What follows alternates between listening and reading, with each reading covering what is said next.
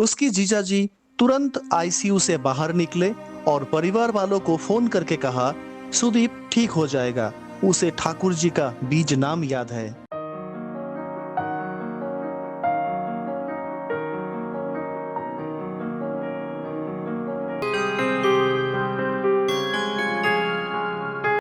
परम प्रेममय श्री श्री ठाकुर अनुकूल चंद्र जी, वे केवल हमारे सद्गुरु ही नहीं बल्कि हमारे प्रत्येक सांस में समाया हुआ वो दिव्य प्रकाश है जो मृत्यु के अंधकार में भी अमृत का संचार कर देते हैं। जरूरत है तो बस थोड़े विश्वास और भरोसे की। ये कोई कहानी नहीं, ये एक सच्ची अनुभूति है। एक माँ, एक बहन और एक पूरे परिवार की, जो श्रद्धा और विश्वास के साथ मृत्यु से लड़ते हैं। और जब सब दरवाजे बंद हो जाते हैं तब स्वयं ठाकुर जी कहते हैं, मैं हूँ, तो चिंता मत कर। ये एक संघर्ष है विज्ञान और विश्वास के बीच, और विजयी होती है विश्वास, श्रद्धा, ठाकुर जी की कृपा और जीवन। चलिए लौटते हैं उस सच्ची घटना की ओर। असम के एक छोटे से गांव में जहां जीवन की डोर थामे खड़ा था एक भाई, सुदीप दास।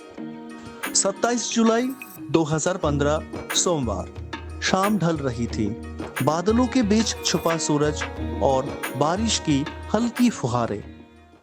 उन्हीं क्षणों में सोमादास के छोटे भाई सुदीप दास को किसी कारणवश तेज बुखार आया। पास के मेडिकल स्टोर से दवाइयां मंगाई गई पर असर नहीं हुआ। 28 जुलाई सुबह होते ही सुदीप को नजदीकी सरकारी डॉक्टर को दिखाया गया। डॉक्टर ने तुरंत कहा, यह सामान्य बुखार नहीं है, जल्द ही नौगांव ले जाइए। कुछ दवाइयां और सलाइन दी गई। घर लौटकर सलाइन चढ़ाई गई। दोपहर को कुछ रिश्तेदार मिलने आए। सलाइन के बाद सुदीप उठ बैठा, खाना खाया और खुद रिश्तेदारों को बाहर गेट तक छोड़ने भी गया। लेकिन आश्चर्य यह था कि घर आकर सुदीप ने परिवार वालों से पूछा, वे लोग कहाँ गए? कहीं दिखाई नहीं दे रहे, मुझे तो कुछ बताया भी नहीं। परिवार के सभी लोग चौंक गए। अभी अभी तो सुदीप खुद उन्हें बाहर छोड़कर आया था, तो फिर ये उनके बारे में ऐसे क्यों पूछ रहा है? थोड़ी देर बात करते ही परिवार के लोगों को समझने में देर नहीं लगी कि सुदीप अपनी याददाश्त खो रहा है। कुछ मिनटों के बाद सुदीप को फिर से तेज बुखार आया। इस बार बुखार इतना तेज था कि सुदीप पूरी तरह से बेहोश हो गया। जहां वे रहते थे वहां आसपास कोई अस्पताल नहीं था और रात में शहर ले जाना भी संभव नहीं था। रात भर पूरा परिवार सुदीप के पास बैठा रहा। सुबह होते ही सुदीप को नजदीकी सरकारी अस्पताल ले जाया गया, जहां डॉक्टर ने फिर कहा, अब देर ना करें, तुरंत नौगांव ले जाए। भाई सुखेश दास और कृष्ण दास उसे लेकर जल्द से जल्द नौगांव पहुंचे। वहां पहुंचते पहुंचते हालत और बिगड़ी। डॉक्टरों ने तत्काल गुवाहाटी रेफर कर दिया। सुदीप को गुवाहाटी के बड़े नर्सिंग होम में भर्ती किया गया। हालत गंभीर थी, इसलिए उसे सीधा आईसीयू में एडमिट किया गया। सभी जांचें की गई, सीटी स्कैन, एमआरआई, अलग अलग जरूरी ब्लड टेस्ट, यूरिन टेस्ट, लेकिन किसी भी रिपोर्ट में कुछ भी साफ साफ पता नहीं लग रहा था। आखिरकार उसकी रीढ़ की हड्डी से सैंपल लेकर टेस्ट किया गया और तब जाकर जांच से पता चला सुदीप को जापानीज एनकेफ्लाइटिस है। इलाज शुरू हुआ। पूरे 2 दिन के बाद सुदीप के शरीर में हल्की सी हरकत दिखाई दिया। सुदीप के जीजाजी असित बनिक डॉक्टर से अनुमति लेकर आईसीयू के अंदर गए और सुदीप के कान के पास जाकर धीरे से पूछा, सुदीप, तुम्हें श्री श्री ठाकुर जी का बीज नाम याद है? सुदीप ने बहुत धीमे स्वर में बीज नाम बोला। ये संकेत था, श्री श्री ठाकुर जी ने उसका साथ नहीं छोड़ा था।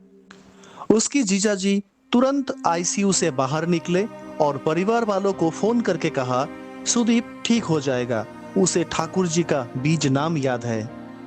उस रात सुदीप के बड़े भाई कृष्णदास जी अस्पताल के बरामदे में ही सो गए थे।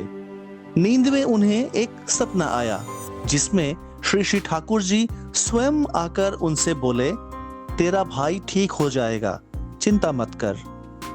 बड़े भाई की आंख खुलते ही उन्होंने ये बात सबको बताई। पूरा परिवार श्री श्री ठाकुर जी के चरणों में प्रार्थना करने लगे, हे ठाकुर, अब सब आपके ही भरोसे है। डॉक्टरों ने बताया कि वायरस ने सुदीप के दिमाग की कुछ प्रतिशत कोशिकाएं बर्बाद कर दिया है। इसी वजह से सुदीप सब कुछ भूल गया है, न किसी को पहचान पाता है, न कोई जवाब दे पाता है। बस याद है श्री श्री ठाकुर जी का बीज नाम।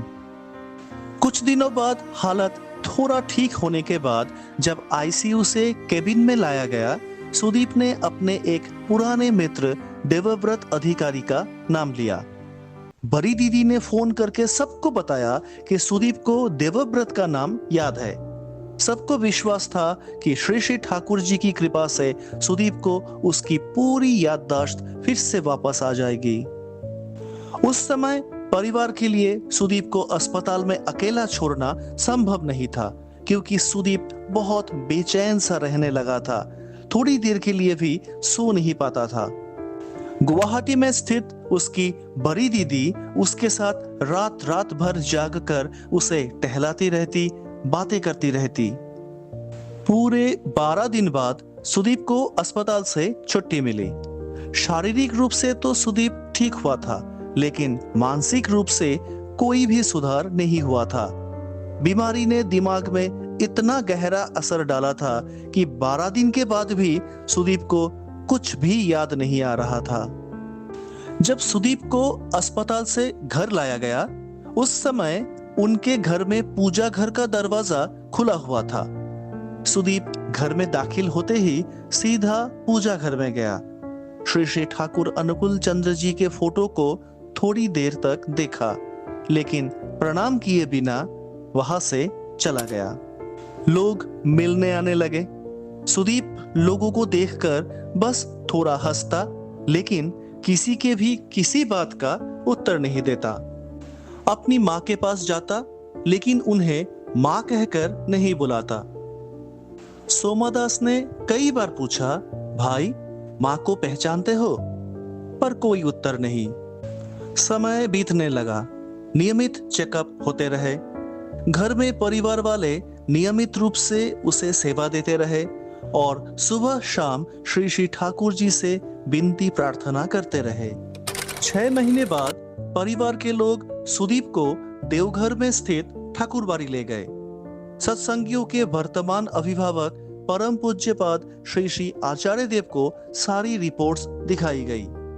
रिपोर्ट्स देखने के बाद परम पूज्यपाद श्री श्री आचार्य देव ने उनसे कहा, इसे ब्राह्मी दो, याददाश्त लौट आएगी। श्री श्री ठाकुर जी की कृपा और श्री श्री आचार्य देव जी के आशीर्वाद से 4 साल बाद सुदीप की याददाश्त लौट आई और वो पूर्णतः स्वस्थ हो गया। आज सोमादास के भाई सुदीप दास श्री श्री ठाकुर अनुकूल चंद्र जी और श्री श्री आचार्य देव की अपार कृपा, करुणा और दिव्य आशीर्वाद से पूर्णतः स्वस्थ हो चुके हैं। कई बार जब जीवन हमें उस मोड़ पर ला देता है जहाँ कोई रास्ता नहीं दिखता, तब वहाँ एक ही नाम बचता है, श्री श्री ठाकुर। वे आते हैं कभी सपने में, कभी बीज नाम के रूप में किसी के स्मृति में। उनकी कृपा कभी देर नहीं करती। वे बस देखते हैं क्या हम हार मान जाते हैं या उनके प्रति अटल विश्वास रखकर अपनी लड़ाई लड़ते रहते हैं। सुदीप उस कृपा का जीता जागता प्रमाण है। जहाँ जीवन का हर कदम समर्पण में ढल जाए, जहाँ हर सांस एक प्रार्थना बन जाए, वही महसूस होती है श्री श्री ठाकुर जी की उपस्थिति, वही अनुभव होता है प्रेजेंस ऑफ श्री श्री ठाकुर। परम प्रेममय श्री श्री ठाकुर अनुकूल चंद्र जी अपने सत्यानुसरण नामक ग्रंथ में कहते हैं, जो भाव विरुद्ध भाव द्वारा आहत या अभिभूत नहीं होता, वही है विश्वास। अगर ये सच्ची घटना आपके हृदय को छू गई हो तो इसे आगे पहुंचाए। क्या पता कोई और सुदीप अभी संघर्ष में हो और श्री श्री ठाकुर जी बस उसकी एक पुकार की प्रतीक्षा कर रहे हो। लाइक करें, शेयर करें और हमारे channel presence of Shri Shri Thakur को सब्सक्राइब करें। यदि आपके पास भी श्री श्री ठाकुर अनुकूल चंद्र जी की कृपा की कोई सच्ची अनुभूति हो तो डिस्क्रिप्शन में दिए गए ईमेल पर हमें लिख भेजें। जय गुरु।